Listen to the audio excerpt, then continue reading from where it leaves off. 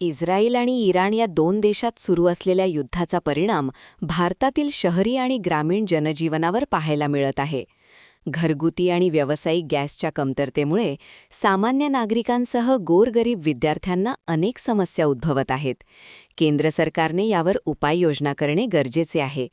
Gas बुकिंगसाठी देखील अनेक त्रुट्या निर्माण होत असल्याने गॅस मिळणे कठीण झाले आहे. यावर शासनाने ठोस उपाय काढून घरगुती आणि व्यावसायिक गॅस पुरवठा सुरळीत करावा, अशी मागणी शिवसेना उभाठा महिला आघाडीच्या वतीने करण्यात आली आहे. आज जिल्हाधिकारी कार्यालयासमोर निदर्शने करत आपल्या मागण्याचे निवेदन देण्यात आले. आंतरराष्ट्रीय स्तरावर जे युद्धजन्य परिस्थिती निर्माण झालेली आहे, त्यामुळे गॅस घरगुती गॅस आणि व्यावसायिक गॅसचा जो तुटवडा निर्माण झालेला आहे त्या संदर्भात निवेदन देण्यासाठी आम्ही या ठिकाणी उपस्थित झालेलो आहोत.